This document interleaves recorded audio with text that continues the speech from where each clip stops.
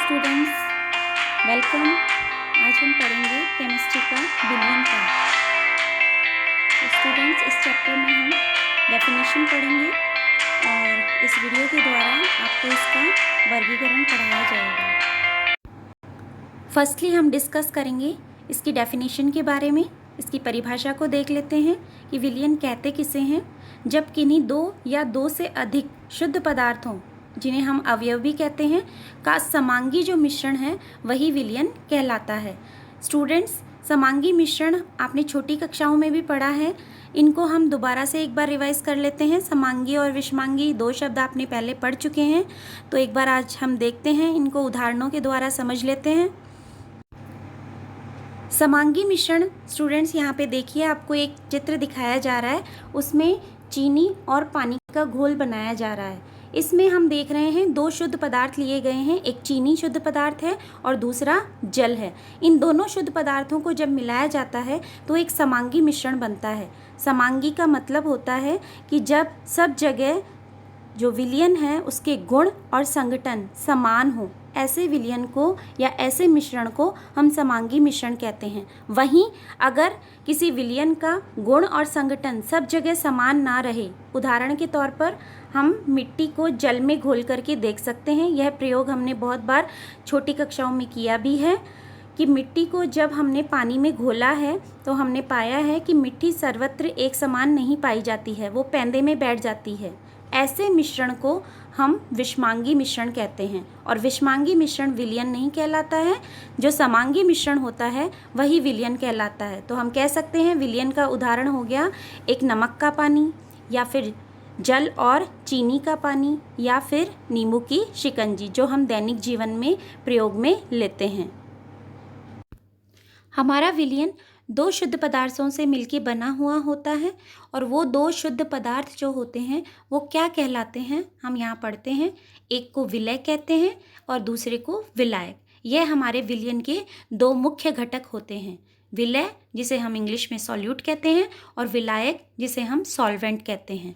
विलय की बहुत छोटी सी परिभाषा है, जो अवयव कम मात्रा में उपस्थित हो विलयन में वह हमारा विलय कहलाएगा, सॉल्यूट, और जो अवयव अधिक मात्रा में उपस्थित हो वह विलायक कहलाएगा, जिसे हम सॉल्वेंट भी कहते हैं। एक डायग्रामेटिकली प्रेजेंटेशन से समझा देते हैं।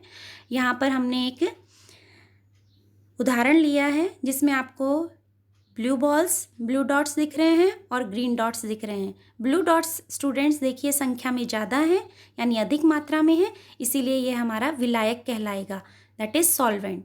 और जहाँ ग्रीन जो बॉल्स हैं वो सॉल्यूट हैं, जो कि कम मात्रा में है, इसीलिए इसको विलय कहा जाता है। यहीं पर एक उदाहरण दे देते हैं। जब हम 100 ml जल में चुटकी भर नमक डालते हैं तो कम मात्रा में नमक के होने के कारण नमक विलय कहलाता है, और जल जो कि अधिक मात्रा में है वह विलायक कहलाता है।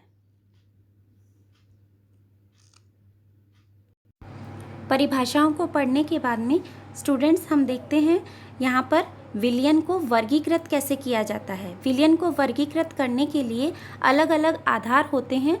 तो यहाँ पर हमने 4 आधार पर विलयन को वर्गीकृत किया गया है। पहला है घटकों की संख्या के आधार पर। विलयन जो है हमारा घटकों की संख्या के आधार पर वर्गीकृत किया जाएगा। दूसरा है विलय के घुलने की क्षमता के अनुसार वर्गीकृत किया जाएगा। तीसरा है विलय की मात्रा के आधार पर, कितनी हमने विलय की मात्रा ली है। और चौथा जो आधार है वो है अवस्था का आधार, बहुत ही इम्पोर्टेंट है। सबसे पहले हम इनके प्रकार देख लेते हैं। जो विलयन है वो 4 आधार पर बांटा गया है।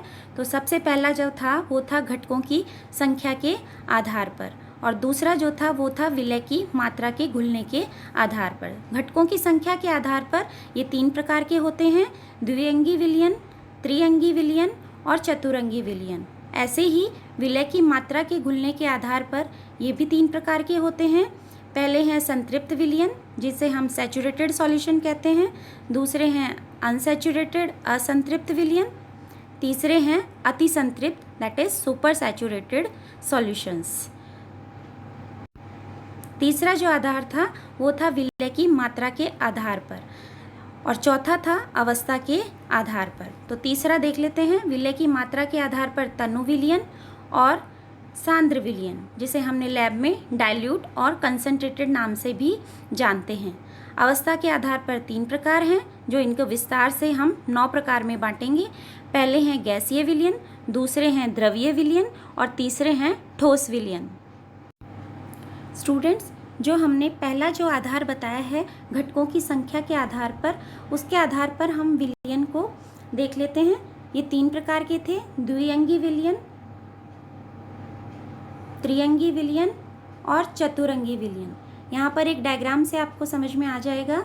हम यहाँ पर 3 बीकर ले रहे हैं, बीकर ए, बी, सी, और यहाँ पर हम इसमें घटक डाल रहे हैं, जिसमें हमने पहला घटक डाल दिया है ब्लैक कलर के द्वारा, मैंने जो काले रंग के द्वारा, लाल रंग के द्वारा, ये दूसरा घटक है, और जो तीसरा घटक है वो हम गुलाबी रंग के द्वारा दर्शा रहे हैं।